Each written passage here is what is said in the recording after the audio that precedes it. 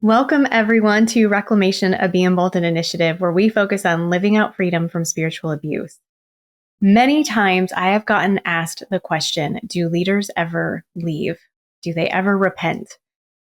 Is there any hope for change at a higher level than on the personal level, which of course is still significant? My answer is always yes, and I'm confident in that because I've met them. Not all of them. I've met some of them.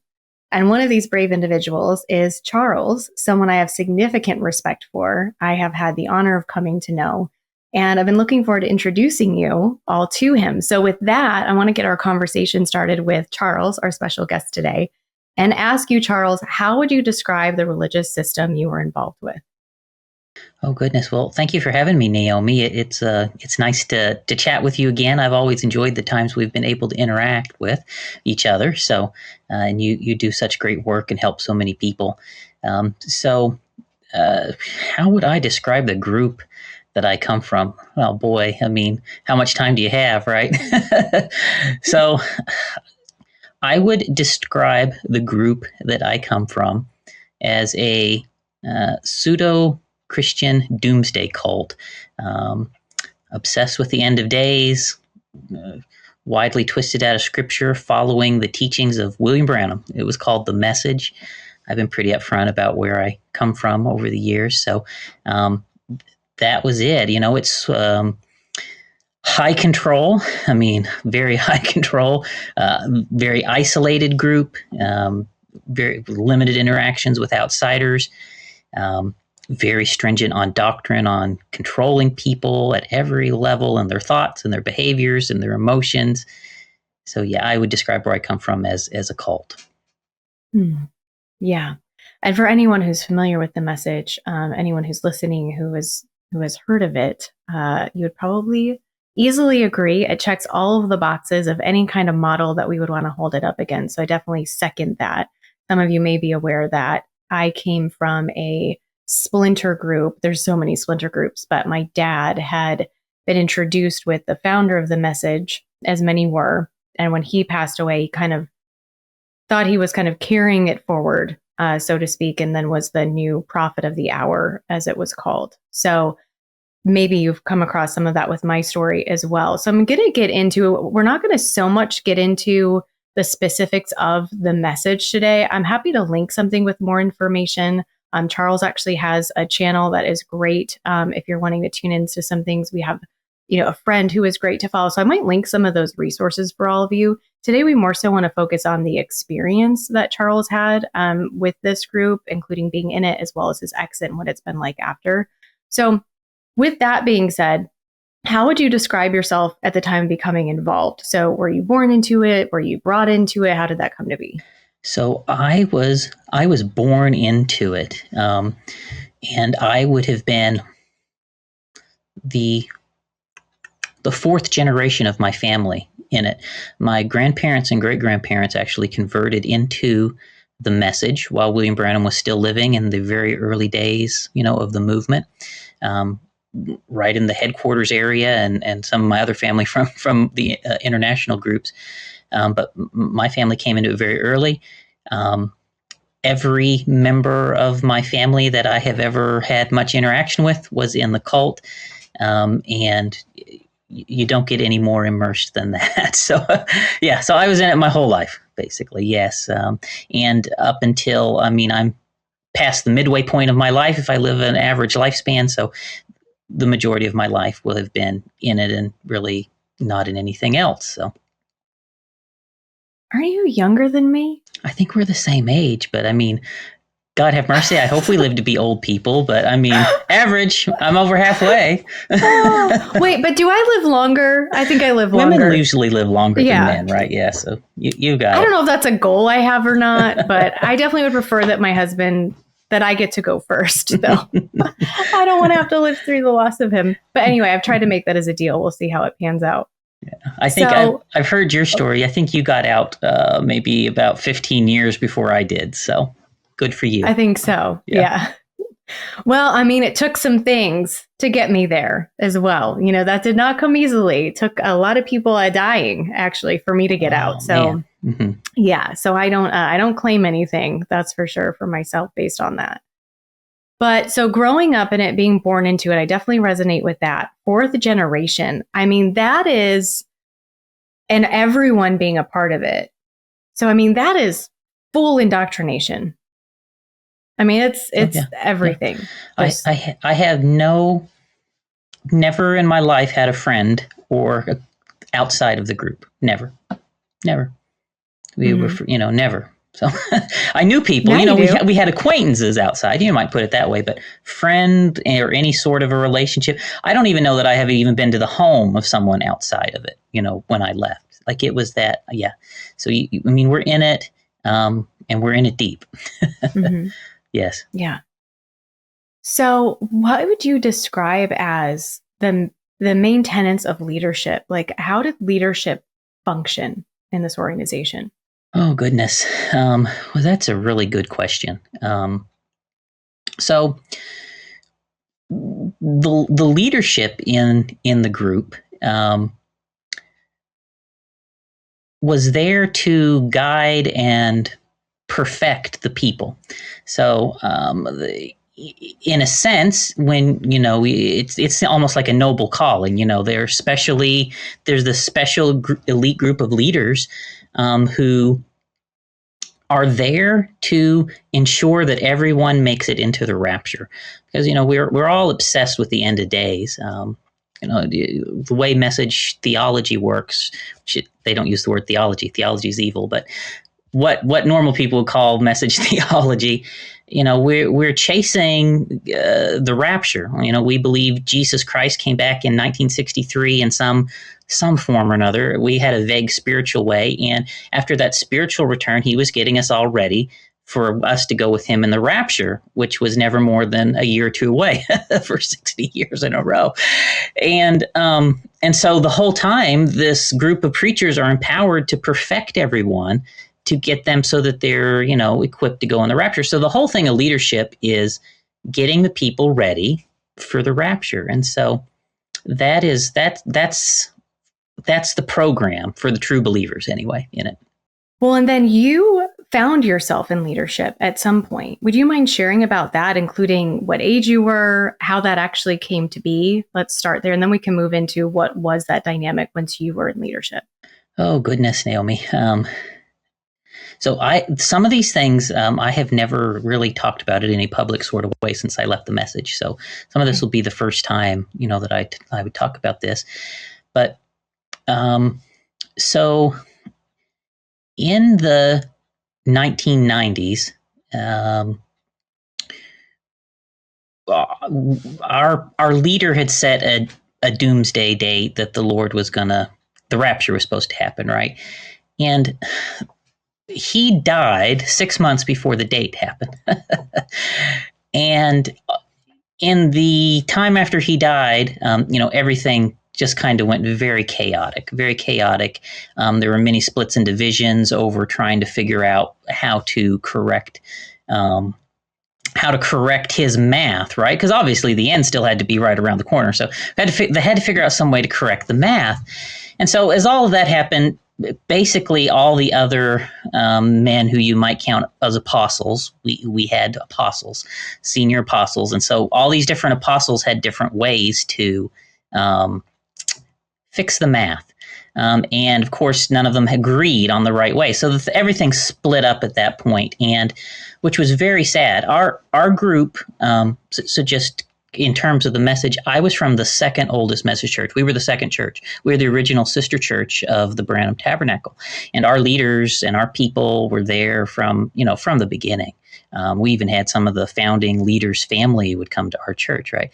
So, and we were all intermarried.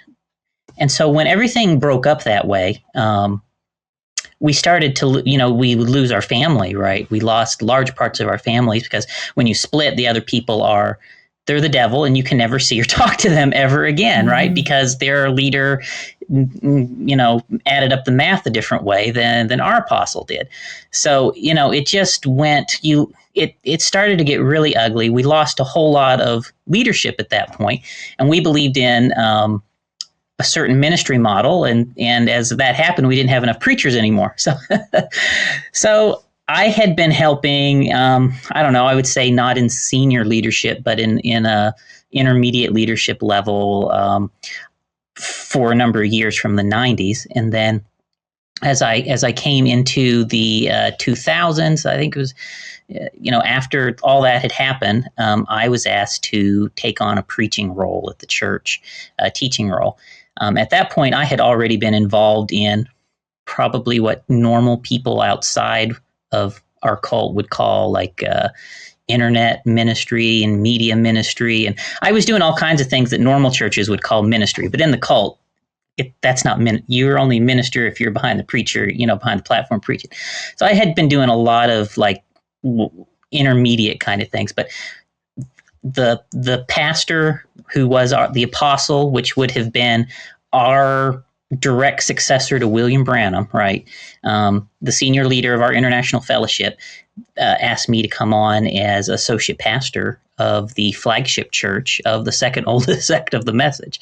And so I entered into that role at that stage. And that's how that happened. Now, why? I mean, I had been there my whole life. I had great, in the sense of the cult, I had everything going for me, right? I mean, I had great pedigree, right? I had, all of my family. There's not a lot of families that go all the way back to the beginning, right? But my family did.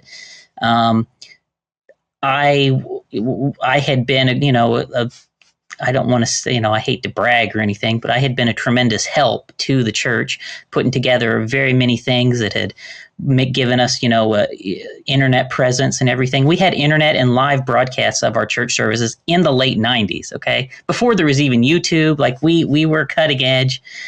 And we had brought, our international fellowship would watch the flagship church online all over the world. And so anyways, I had done a lot, and it's not humble to say you're humble, but I never bragged or anything like that. And I just worked away quietly and tirelessly. And I think they respected that. And they had learned that I would keep the secrets, right? Different things I had seen. I never ratted people out or anything like that. I had always kept the secrets. And so I think that is part of why I got invited into to leadership. And then, of course, that's like the superheroes of our, of our world is the preachers, right? And you're invited to be the superhero of your world. I mean, that's, that makes you feel good, right? So anyways, sure. That's how that happened. Yeah. Right. Well, and in that kind of environment, so please know, everyone, we're not saying that it should be the superheroes in real Christianity, but yeah, these kinds of environments, it's incredibly prestigious. And the actual church you were being asked to be a leader in was incredibly prestigious. And so, of course, and you had already been involved. I mean, it makes perfect sense that you would accept it. Now, just as a technicality, was this full-time, or were you still working full-time and this was something you did in addition to? Oh, I worked full-time and I did this. I basically had 2 full-time jobs. Yeah. Right. But I had been that way for many years. I worked a full-time job, and then I did a full-time thing for the church as well. Because besides just the preaching, as I took that on, like I said, I continued to take care of all of the digital media, all the internet outreach. And we published a magazine, newspaper type document of all the teachings of our church, right? That went out to, again, mailed to the International Fellowship. I became the editor of all of our literature. I oversaw a lot of the connections with the international groups. And yeah, I mean, it was a lot. It really was a full-time job. Just it was probably more of a full-time job doing that stuff than my actual job, to be honest with you. Yeah. And you said that you had also proven that you had kept the secrets, different things that you had seen. Yes. And so without getting into the specifics, I know that there's times that you have in different ways on your own channel and things, but for the goal of our conversation today, I'm more curious about how you reconciled the secrets at that time when you were stepping into leadership. How did you make that okay? So one well, I'll give one example. So working in the church office, I observed that our senior leaders were embezzling a large percentage of the money coming in, because I took care, of the computers that did the finances, and I was there when all the money was counted. Like, I visibly saw and heard what was happening, and I heard how the money should be directed, right? And so I knew that, but in the back of my mind, they had sold us a line as to why they were doing that, right? And we believed that, well, this man who's telling us to do that is God's anointed on earth, so it can't possibly be wrong, right? I mean, can God make a mistake, right? Is it really embezzlement if God's doing it? So you don't look at it that way. It's not.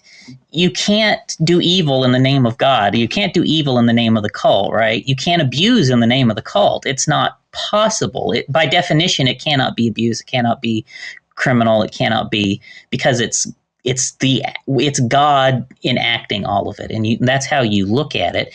And you always assume there's something here I don't know, and they know, right? They've heard from God. Mm-hmm. God has come and told them this, right? And they're doing what God wanted them to do, and I just don't understand, right? I just don't understand. And you file it away. Yeah. And I get that. It does make sense, because, I felt similarly about my dad. It's like, well, he can't be wrong about things in that area, at least. Like, I did know, he was abusive. I knew that there were issues with the abuse, like in the home. So I could draw that line. I think the only reason I could, though, was because I did go to public school and I had an outside world to a degree. That mm-hmm. gave me a bit of a comparison point.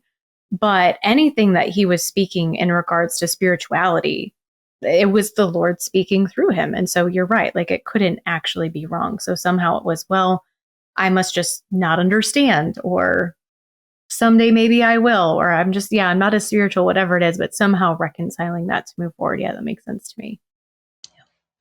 While you continued first, how long were you in leadership? How many years? Oh, goodness. Well, I was doing all the different things in some capacity of leadership for, I would say, 15-ish years, something along that line, maybe a little more than that. But I was actually I had preached for a while, but my actual role as the associate pastor, basically the second from the top in the group, was maybe 3 years before I left, roughly. So okay. So it was a gradual moving up the ranks, if you want to think of it like that. Mm-hmm. How did you go from what you just shared as like how you kind of would reconcile things and make sense of it, to only 3 years later, which honestly is a pretty short period of time, to leaving? Oh, goodness. So, you hear about like secret groups, like the higher up you go, the more secrets you learn. Mm. The higher I went, the more secrets I learned, and there was a number of things that happened that not any single one of them pushed me over the edge, but the cumulative weight of them all. I discovered some dark, ugly stuff, I just got to say. And I found out, our leaders had been involved in some dark, ugly things. And then I started to discover and then at first I think, well, maybe it's just these people around me. But then I started to discover, no, it was our prophet from the very beginning was involved in some of this dark stuff. And, that starts to shake things. And I started to find out that the core, so we believe Jesus came back in 1963, right? Well, I found out it was a hoax. Naomi. You've discovered it, right? Jesus didn't really come back in 1963. God have mercy. Which is good. The Bible is actually true. Right. Yay. But we can still hang our hats on it, Charles. I know, right? But I started to discover that it was a hoax, Naomi. And so that turns your world upside down, and you're trying to figure, okay, maybe just this piece is bad. Maybe just that piece, there's something still that I can salvage here. There's something still, and I'm like, well, maybe it's just our church had the wrong interpretation, and there's another sect of the message, there's another group out there that has it right, and I'll find the answers. So anyways, I had those questions in the back of my mind when I found out that, the stuff from 1963 was a hoax, and that our prophet had seriously deceived the people. So that started it. Then there was another thing that happened that I don't think this is another something I haven't talked about at all. I had an acquaintance in the message who I had known, for many years, and who was in another one of our affiliated churches. And he, through a series of events, ended up murdering his mother-in-law and his father-in-law and his wife, and then committing suicide. And he did all that in front of their 4-year-old daughter. Oh. And when that happened, that the whole circumstances, events around that kind of woke me up to something I had never really saw before. And I observed how everybody handled that situation. And I didn't like how I saw that situation handled. And suddenly I became aware, my God, there has been a string of suicides, my whole life. And I really came to realize that the message had been a contributing factor to what happened in that specific event.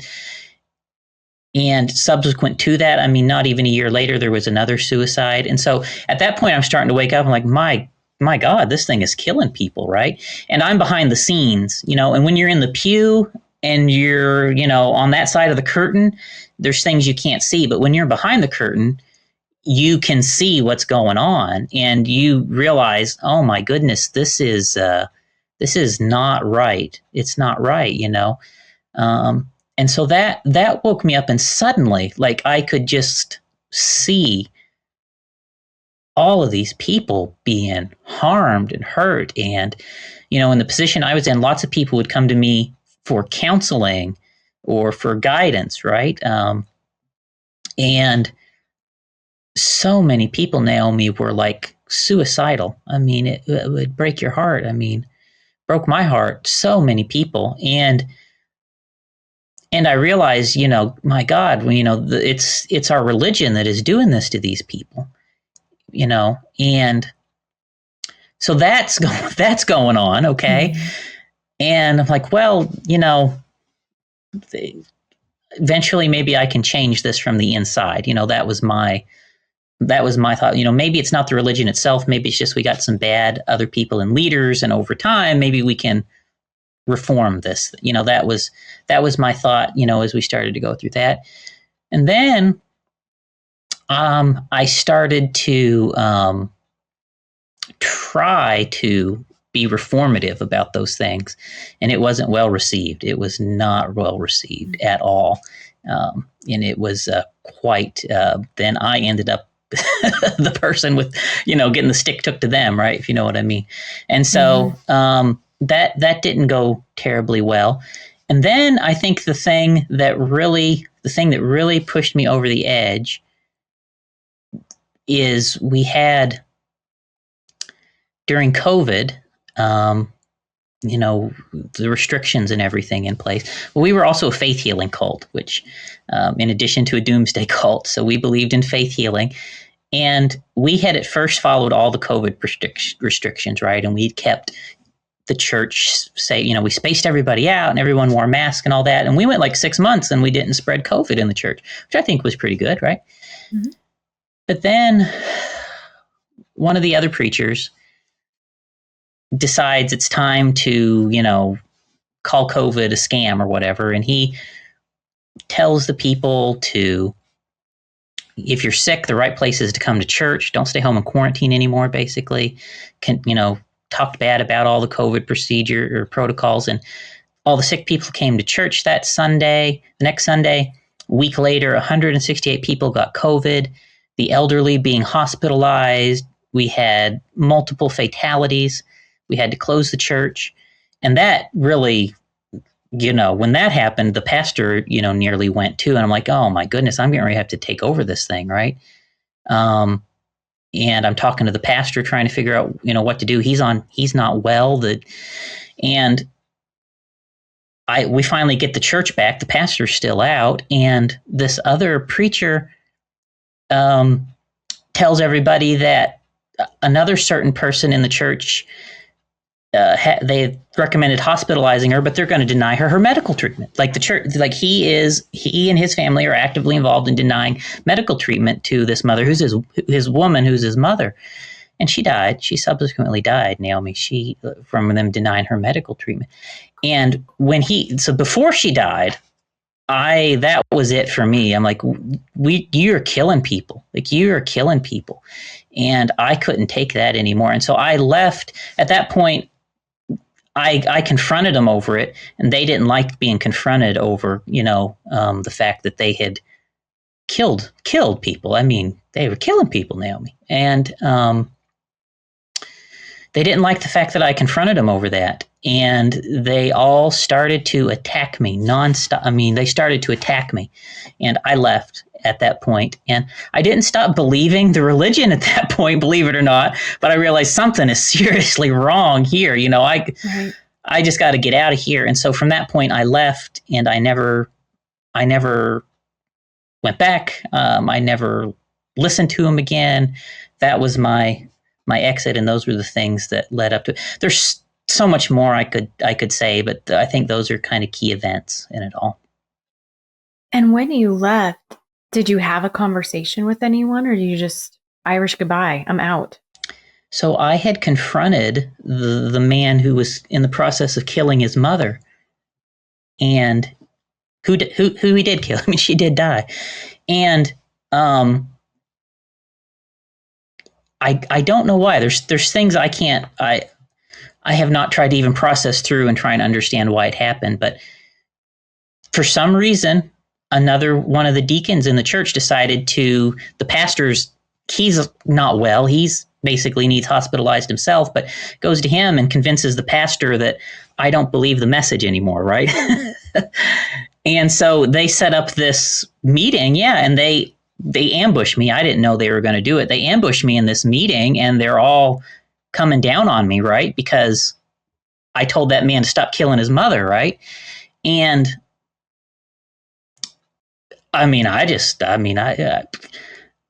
what do you do, Naomi? I have no idea what you do. So, I just had to leave, right? So after that meeting, I didn't go back to another church service after that, right? I didn't go back again after that, and they immediately started really ugly harassment stuff. And it's actually the harassment that I decided, well, I can't even go back. My goodness. I mean, what in the world are they going to do to me, And I didn't even have to guess, because, I've been there long enough. I know what they do to people, right? And I was like, I can't handle this, I cannot take what they're getting ready to do to me. And, I'm not going to endure that and sit here and pretend like it's okay that we've killed all these people, So yeah, that was it.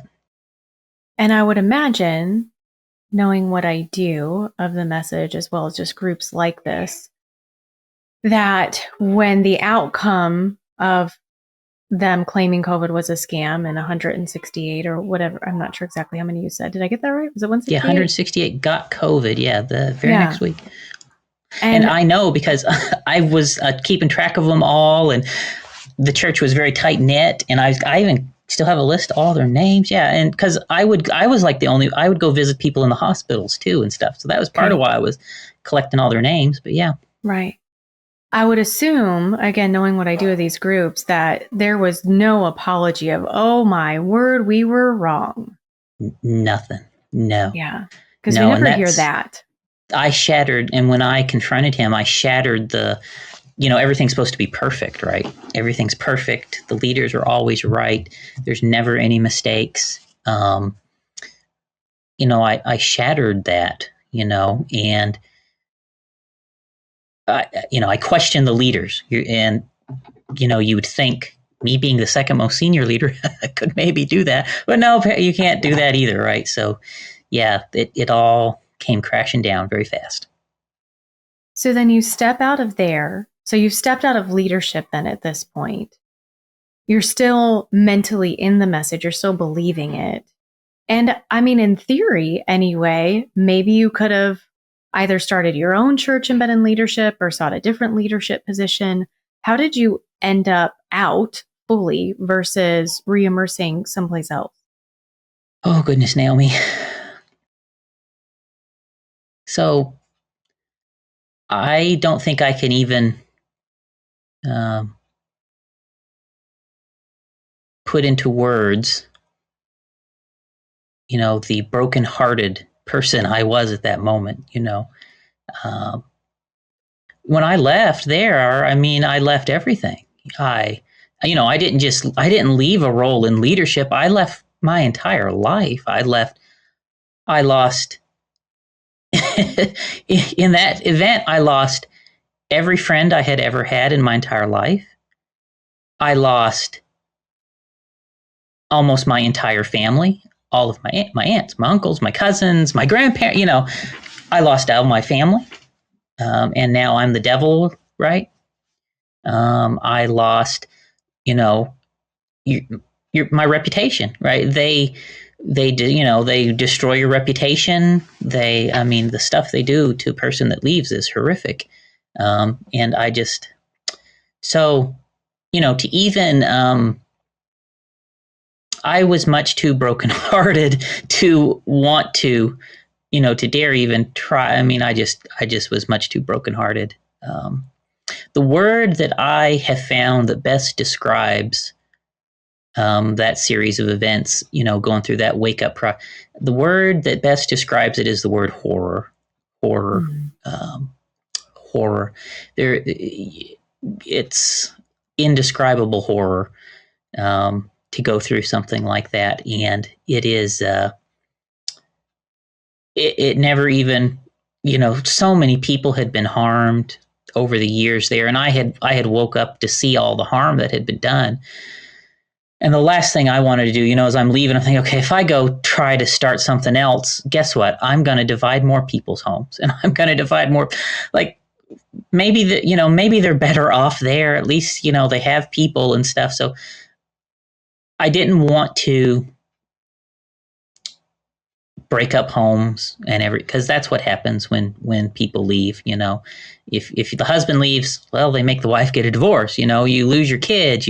It's really ugly when people try to leave. And so that was a big thing. It's like, it's not worth it, right? Like I don't even have the answer to what's right. So how could I try to start something when I know something's wrong here, but I haven't even figured out what's right? It wouldn't be right of me to try and take people in a direction that I don't even know quite yet what the right direction is, right? So that's where I was at that precise moment, when I left, and thinking of trying to figure out what to do next. Mm-hmm. And for anyone, again, who's listening or watching, and this is maybe less familiar based on the experience that you had, the smear campaign from groups like this, I mean, they're thorough. Yeah. And so, I mean, to hear what you're saying, Charles, and I have some overlap in experience of, it doesn't matter that you're family, like it doesn't matter what memories you have and what history you have, like you're done. You're just cut off, and it's not neutral. Like you're worse than an unbeliever. Like it's not this neutral thing. It's not well, maybe there's hope for you. It's like, no, you had exposure to the truth. Yeah. And you have turned away from it, and you're done, period. And we need to pretend you never existed. Essentially, we need to move on. You're going to get to go to the worst part of hell. You're going to get the worst torturous death that is possible. And that is you. And you are basically, you are the devil. You are the devil. You're the agent of the devil. Yeah.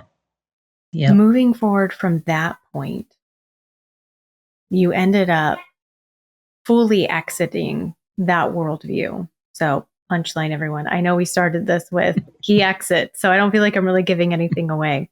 But can you talk a little bit about that process for us? So, so if I understood right, the question was how I changed my worldview. Is that? Yeah. So not being, because you exited, but you Yeah. still believed in the message. How did you come to not? Yes. So there was, before I left, I had started a deep investigation into everything based on questions that I was having. And I had access to, in my position, I had access to all of the records of the group. Like I had all the records. I had everything. I had everything I needed in order to investigate. I had access to the eyewitnesses back to the very early days, right? I had everything. And I had been slowly trying to figure out where we made the wrong turn, if you know what I mean. Mm-hmm. Okay, I was not prepared to throw everything away. I wanted to figure, okay, there's something good here, maybe. How do I retrace the steps? I want to figure out where we made the wrong turn. And so, and I started that, and there were certain things. The biggest thing was I still had some tinge of possibility that Jesus really did come back in 1963. Mm-hmm. and so dies hard. I know. There was one thread I had left that I had left. It's one of those things. It's like I am up until that point. I'm like, I'm not going to look. That thread's there, and I'm not going to look. You know what I mean? Because I'm afraid what I might find if I cut the last thread. And so, after I, kind of gathered my strength after I had left, I'm like, I'm going to find out. I'm going to go look at this last thread. And essentially what it was is we believe that when Jesus had came back, he had given certain special revelations to William Branham. And the revelation of the 7 seals, basically. Mm-hmm. And before I left the message, I had found several of the 7 seals in a book that William Branham had read them out of in his sermons. But there were some of the seals I had not found, okay? And so I think, well, okay, maybe he got a couple of these from the angel or whatever. Stole 3. Yes, right? Hey, we still got 3, right? So I by that point, though, I knew I had figured out, if you look behind me, this is a recreation of William Branham's personal library. I was obsessed with the message. You know what I mean? This is original edition literature that he had in his own library. And it takes time to read books, right? Like, I have actually read like all of these books. And I found the rest of them. I found where he got the other 3 from. And once that was it, I mean, it's open and closed. Okay. Not only did Jesus not come back and give us the special revelation, hey, the Jehovah's Witnesses had it in the 1800s. Oh boy, it's not so, should we all go be Jehovah's Witnesses now? No, obviously not. But like, that's, that's what you're going through your mind, right? It's like, so obviously we're not special. We William Branham just copied this stuff from people. Right. And so once I had, kind of got past, okay, nothing special happened in 1963 at all, right? Not only did Jesus not come back, there was no special revelation, nothing. Like everything about that was a hoax. And that's when my mind then opened to be able to actually question William Branham. And up to that point, William Branham was still sacrosanct. I would not question him directly. And so at that point, okay, I realized it's not just our leaders that made the wrong turn. The wrong turn had to be at least at William Branham on back. And so from there, I just kept tracing back and back and back, trying to figure out where we had made the wrong turn. And so that's how I kind of arrived, to subtract a whole lot of things from my worldview. Now, there is So this is a secret, but I'll tell you. You know, you're not just telling me, right? Yes, yeah, I know. Okay. So I had a secret sin in the message, Naomi.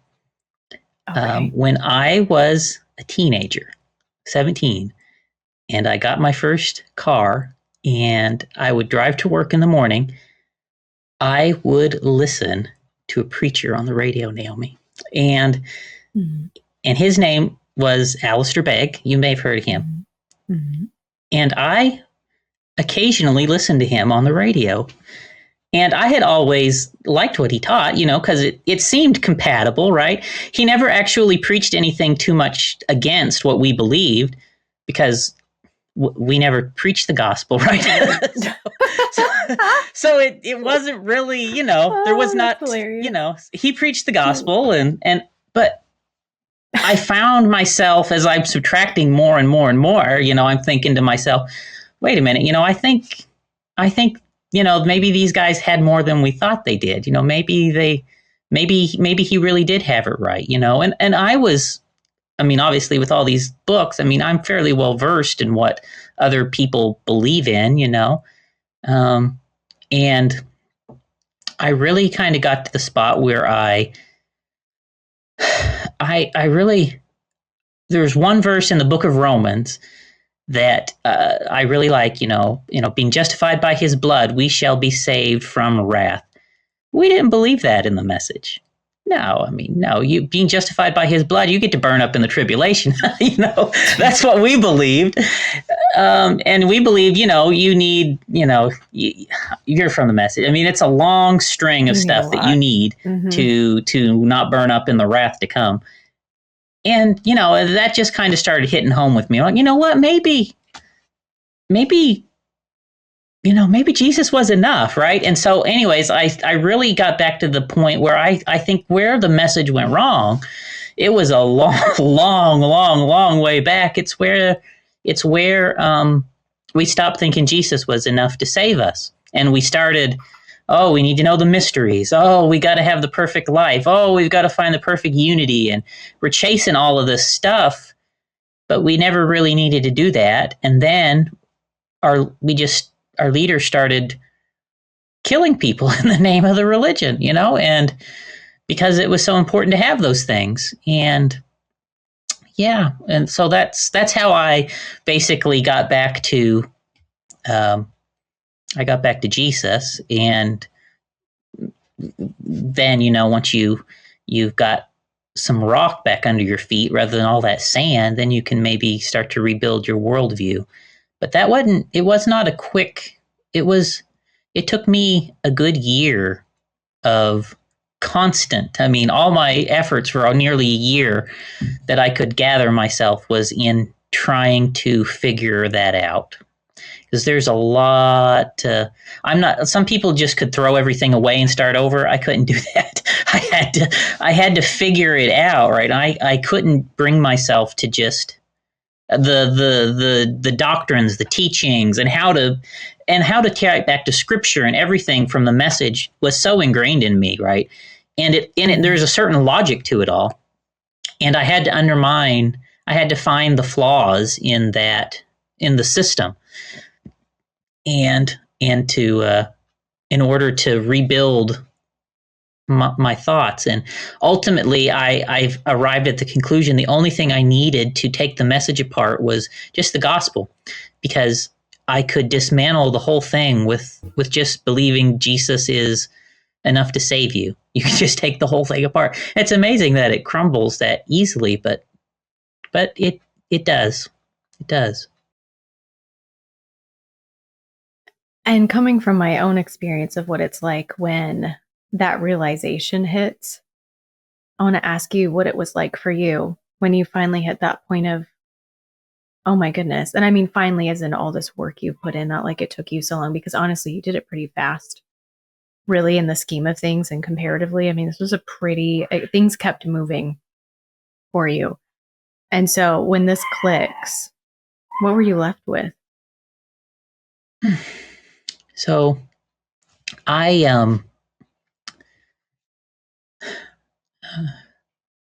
again, just a personal thing. Um, I for a long while, as I was going through that, I thought for sure that I have to understand all the mysteries. I've got to know all the I've got to figure out all the mysteries, right? Um, and I one day, I was just kind of laying about and feeling sorry for myself, and and how terrible everything had turned out. Basically the world was upside down, and I don't know why. I guess I could say I know why, but because God loves us, right? But the I just started reciting John 14 to myself, right? And I don't know. Apparently, I have more of the Bible memorized than I thought. Because as I left the message, I'll tell you the truth. I couldn't, for the longest while, I couldn't bring myself to actually open a Bible. I could read lots of it, but to open a Bible and read, all I could read was the message out of the Bible, right? And so I just couldn't open the Bible for the longest time. And so as I'm sitting there in my mind, I start to quote John 14 to myself. And hey, I guess I had memorized John 14 somewhere. Let not your heart be troubled. You believe in God, believe also in me. It's that verse. Hey, maybe it's not John 14. Holy cow, I guess I could have the chapter wrong, but in my head it's John 14. But anyways, this part where Jesus says, let not your heart be troubled. And as he goes down through there, he says, in my Father's house are many mansions. And if it were not so, I would have told you. And I realized, Jesus is talking about coming back to get us there, right? And he said, if we have him, we're going to be okay. And if we don't know all the rest, we're still going to be okay. And so that was like very enlightening to me, as I started to realize, I'm going to be okay if I don't figure it all out. Because if I have Jesus, it's going to be okay. And so what did that do? When that happened, then I did feel a whole lot better. And I started to feel a whole lot better after that.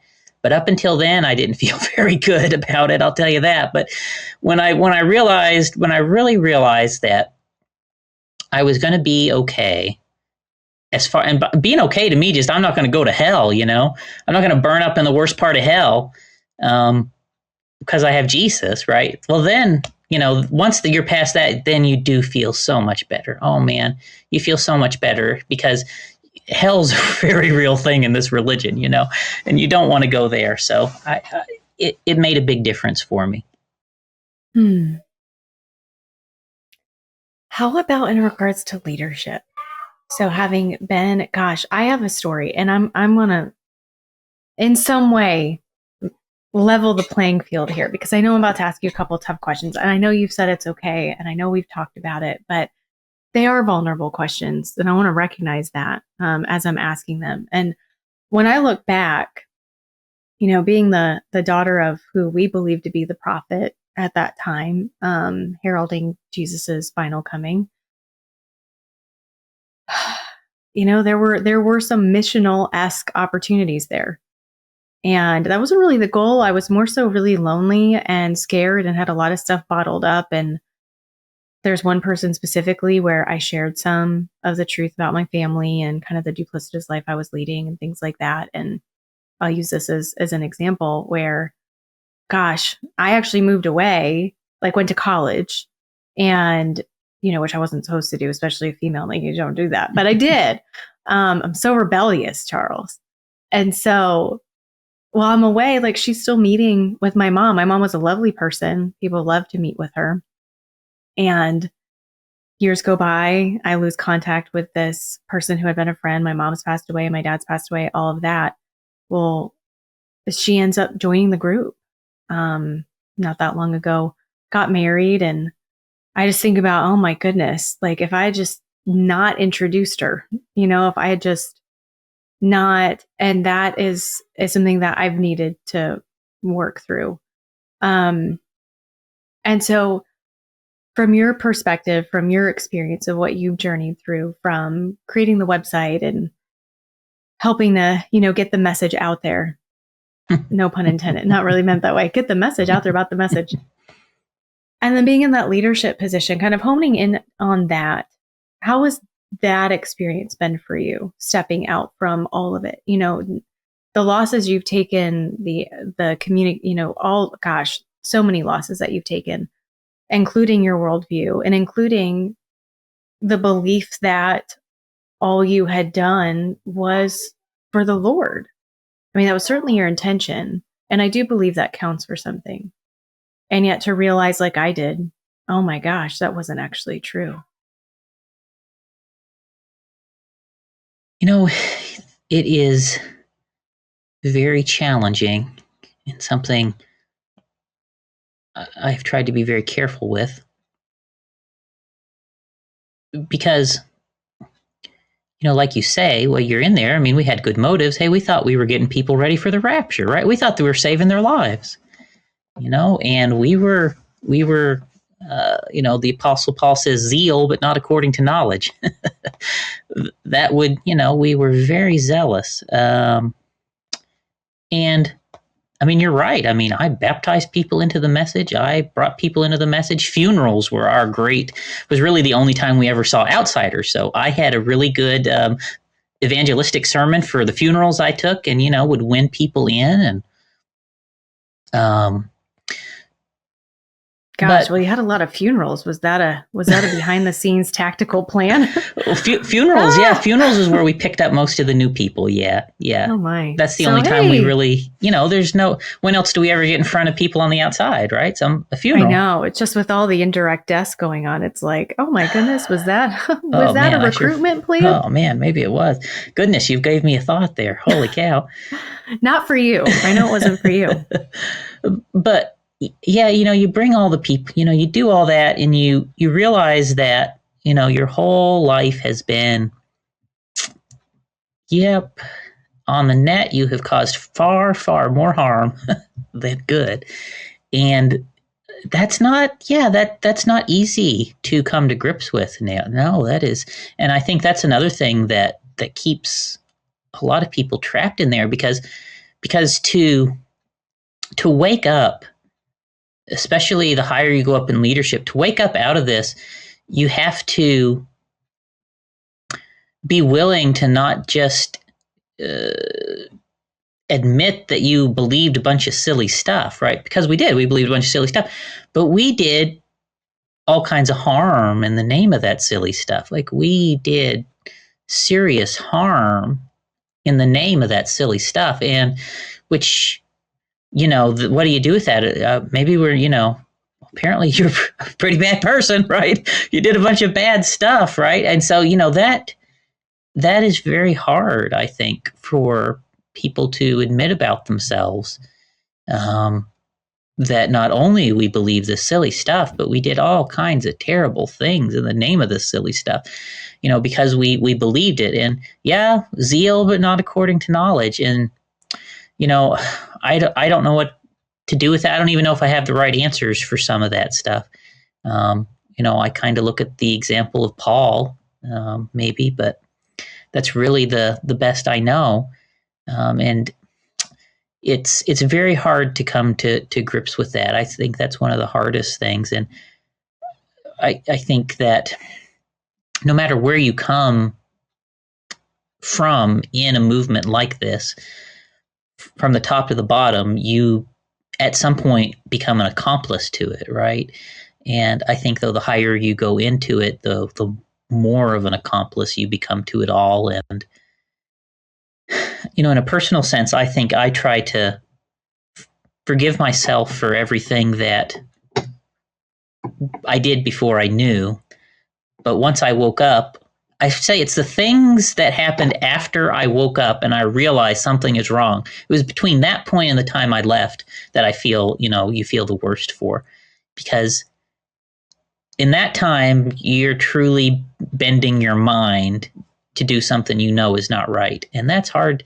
It's hard to forgive oneself for those things. Yes. Mm. And I think that can be the hardest forgiveness to give. I think at times, maybe it can be easier to forgive others. I think we can know theologically that the Lord has forgiven us, that we're not beyond his forgiveness and his mercy and his grace. Like, we're not. We can know that, right? We can read about it. And yet actually receiving it and forgiving ourselves, that can really be the toughest part. And I have seen at times in other kinds of relationships, not necessarily being bold and connected, but where that can really get in the way of making amends and moving forward.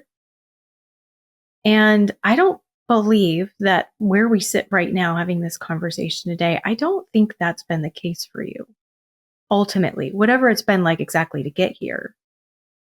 I don't think I've seen that. And I'm curious what you think. When you think about these concepts of repentance and forgiveness and making amends or reparations, restitution, whatever word we want to use, they're kind of all wrapped up, meaning similar things. What are your thoughts and what that's looked like for you?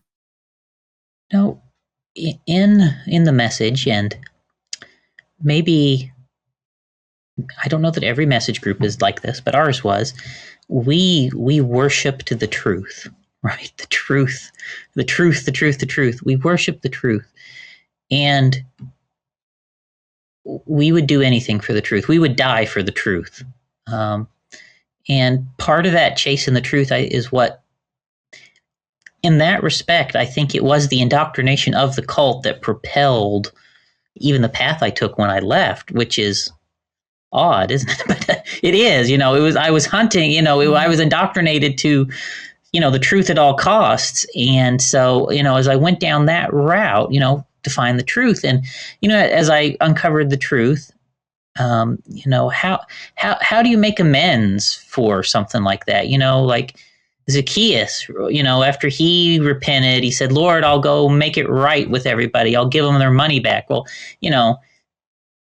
what can I give back? Right. And as I thought about it the only thing I could give back would be to tell them the truth. Right. And I don't know. I don't have anything else to give them to make it right. I told them things that were not true, so I'd do my best to tell them the truth. And so I undertook. So after I was out for I had left.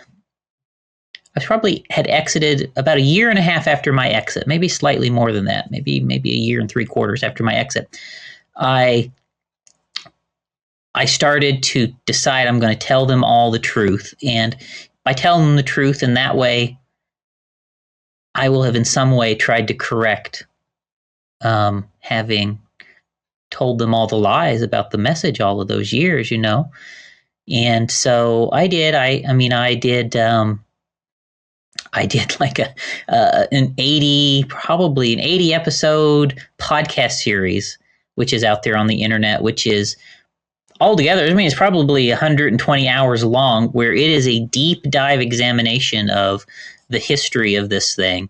I have the archives. Okay, we have the records, so we deep dived all of the stuff that they covered up and hid from us about the olden days, and then I've tried to, and I have at that same time I started to operate a little mission here. This is the Mecca. This is the headquarters of the whole thing. The message right here where we live. The international headquarters is here, and there's thousands and thousands of message believers right here in this area. And I just tried to use, what I had available to me to share them the truth and offer a place for people to land, sort of maybe like a halfway house on the way out of the message. That's how I have looked at it. And I have done my best to do that. For the last, I guess about 2.5 years now.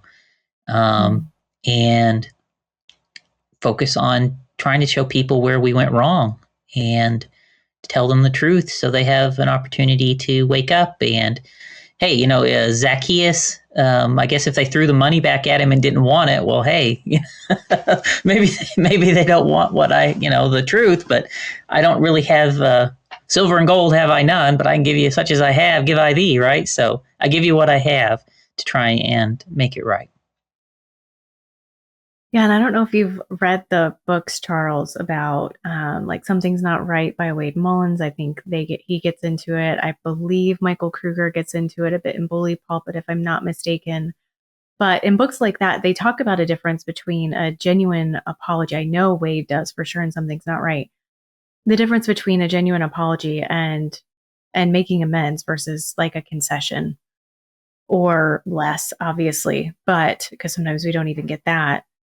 But one of the markers of genuinely feeling repentant, and we see this biblically, I mean, this is what he's referencing, is that we desire to move forward differently, and we make a decision that we're going to move forward differently. And with that, we need to share what is true as loudly as we shared what was false, because we want it to reach as many of the people as possible who heard what was false. And so I'm adding a little bit of kind of my thoughts in there too. So none of that's a direct quote, but kind of putting all of that together. I don't know if you know that that is a marker that like I would teach at Be Emboldened. That's something I would teach to people, something that others talk about. And it's what you've done. It's exactly what you've done. I appreciate that. I don't know that I've looked at it that way myself so much, but I appreciate that. I have tried. It's one thing to say the ideology was silly, but it wasn't, unless you can look at what we did in the name of that ideology and address that too, you really haven't got free of the cult, right? Because we were not a cult because we had a prophet who told us fake stories, right? That's not what made it a cult. It was a cult because of the system that harmed all of the people in the name of it, right? And unless you can understand, not just take apart these silly ideas, but what the reasoning and the way and why we did the things to the people in the name of those ideas, right? Because you can get rid of that ideology and just go apply that same abusive kind of behavior anywhere else, right? And what have you done? I mean, you've just changed from one prophet to another. You've just changed some ideology for another, and you're still harmful. You're still harming people, right? And, it's sad, but some people leave the groups like we did, and that's exactly what they do. And they're still harming people because they never really come to grips or terms with the fact that all the harm that they did in the name of the religion. And so the Apostle Paul said, if I build again that which I've destroyed, I become a transgressor. So you can tell, I'm indoctrinated with all this stuff, right? So like, I can't get away from these things in my head, right? Like, I mean, I live with this. Like, I think in Bible scriptures. I don't know. Or I think in Bible scriptures. I think in quotes. Like, we're drilled into this from childhood. Like, you cannot get away from it. So like, so I can't build again what I've destroyed, right? If you know what I mean. We've got to go a different way. And so, for me, I know I have enjoyed knowing you. I know we have been able to refer people to you that your group Be Emboldened has been able to help. I have been so appreciative of that, because there are things where we just, we're in over our head. And so I appreciate the resource that you and the people that work with you are. And, we're just trying to help people get away from the message and go find their way to something healthier and not build a new group, right? Halfway house. That's how I looked at it from the beginning. So, yeah. Well, and Charles, I'm going to say this more so to those who are listening and watching, because I think it might be a little difficult for you to receive. So y'all, I'm going to speak directly to you for a moment. Think about if your leader did or does do what Charles has done. Like, just imagine that for a moment. Like, if I sit here and I imagine, I'll use my dad as an example, though we had bosses at a Christian camp my husband worked for. We've kind of, between my husband and I, we've kind of had a buffet of what these experiences can look like. But I'll use my dad because, of course, that's the biggest experience in my life, the most significant one. And had he done what Charles has done, I really truly believe, I can say with pretty good confidence, that at least the next 2 generations from him would be different right now. Potentially 3. And I don't know what it would look like from there. But to have someone who has said it themselves turn around and say, no, never mind, that is powerful in a way it's not powerful for someone else to say that they're wrong. There's just an impact that that's going to carry in a different way, where everyone who's been following is going to hear, no, they're actually saying that it's wrong and never mind. Now, is everyone going to listen, especially if there's someone else chiming in their ear that, no, that person's now deceived? And not necessarily, but again, it gets our attention in a different way when someone says, you know what, I've been saying that, and I'm going to need to take that back because I've realized something new. I have new information now, and I'm reevaluating, and I'm going to have to change my stance, and I'm going to have to apologize to you for what I had said before. I now know differently, and I know better. And I want to apologize for any harm that's been caused. And in fact, I can list off the harm that I have caused. I'm going to do that. And I'm going to move forward differently now. And you're going to see that. You're going to get to see that that's genuine over time. It's hard for me to imagine. It chokes me up to think about if my dad had done that. Like if I got to hear that from him, the impact that it would have on me, on my life, and on my family. And so for Charles to take that stand and to come on here and have a conversation like this, where honestly mud could be slung at him. I don't think it's at all fair. I don't think it's at all founded because of, again, the change that has happened. But it's risky to do. And I want to acknowledge that. And I want to state it not only for appreciation of genuine repentance, which I believe the Lord can move us to. I want to say it for those of us who are so deeply discouraged right now by the lack of it that we're seeing in the church. And I'm talking in the mainstream church, as well as any of us who have connections with groups like this that would not be considered mainstream church. So for any of us who are like, oh my gosh, we're just so discouraged with how much we're seeing, like you used the word earlier, Charles, horror. And when we add it all up, I know where I sit in all the conversations I have in a week, I hear a lot of horror. And it can be incredibly discouraging. And so we have hope in Jesus that these transformations, used correctly, these happen. People do change, like lives are changed, lives are transformed, and hearts changed.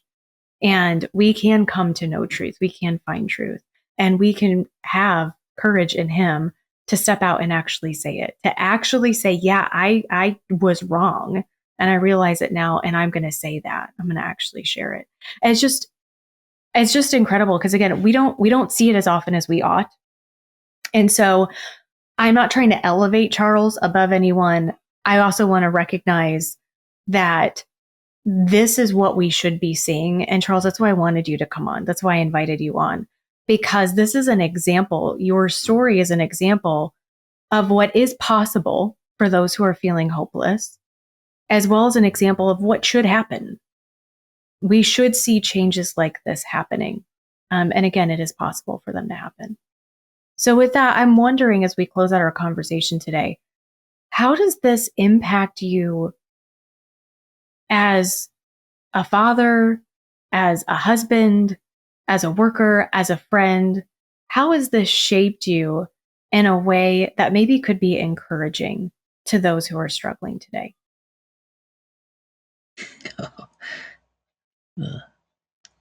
That's a good question. I have not a high opinion of myself. I get for all of it. It's kind of hard to. I think that I can teach my kids what not to do. I think that's probably one big thing. I can teach my kids what not to do. I can keep them safe. I can show them not to fall into the same trap. I can teach them to think critically, teach them that they can have faith in Christ, and that'll be enough for them. As it relates to the other people around me, I tell you, I am a lot more open-minded than I used to be. And what I mean by that is there is a lot more liberty and grace for people than I once believed there to be. And so I have a lot more latitude towards my relationships than I once did. And so I think that's a good thing. And I say those are probably a couple big differences on this side of things. I really have a much more tolerant overall worldview. Yeah, I was such a jerk. Oh, yeah. Mm-hmm. I don't know if we would have gotten along or not. No, you were going to hell. Sure. You were in a false sect of the message. You were an apostate. Oh, you're right. You're right. No, you're right. Yeah, I didn't have a shot. Yeah. All right. There you have it. And I would have not, obviously I couldn't have associated with you because we didn't get to meet anybody else. If I had known you, I probably would have used your name in a sermon and ran you down and told everybody, this is what happens when you leave, when you're in another sect of the message. Like I would have, yeah, we were vicious. We were, we thought nothing to destroy people and throw them away like trash. And we did all the time. And it was very sad, very unfortunate. And that's why some people killed themselves. Charles, that was supposed to lead us into our ending. I just can't leave it there. Okay, well, you can cut all that out. That cannot. No, I'm going to leave it because it's kind of funny. Well, and on that note, thank you for joining us here at Reclamation today. Oh, my word. All right, we got to turn this around, everyone. We got to turn this around. What is one thing you want others to know about so they are better equipped to avoid similar pain? I know you spoke to your kiddos, but how about your kiddos? But how about anyone listening today? All right, you have got to think for yourself. On this side of things, the one thing I tell most everybody who I get a chance to talk with is you are empowered to have your own relationship with God. You are empowered to look in the Bible and have your own decisions. You are empowered to make these choices yourself, right? The preacher is not the Holy Spirit. The preacher is not the voice of God to you. The preacher is not all of these things that we were told in our religion that we come from. They're just there to be a mentor and point you in the right way. But that's it. Don't let people rule and own you like that. And you can do that, right? You're free and you're empowered to think. And when you come to things that are challenging or you're looking your way through it, you can trust yourself to come to the right conclusions, and God will lead you personally to figure things out in the right way for you. And what he does is what's right for you. And so don't let the preachers control you. Don't let them destroy your lives. Don't let them tell you you're worthless, because if you have the Lord Jesus Christ, you're going to be okay, right? And that is what really counts. It's he's the one that matters. And so long as you got that, you're going to be just fine. Thank you so much, Charles, for your vulnerability, your transparency, and just sharing your story in a way that really, I believe, brings hope. I know it does for me. It is a refreshing story to hear, as much as, aspects of it, of course, are very difficult to listen to. The ending, as in where we're at now, is incredibly encouraging to hear. And for our audience, if anything in this conversation has resonated with you and you'd like to learn more about these topics or Be Emboldened services, please go to beemboldened.com and subscribe here to get notified of our next episode. I'll see you soon.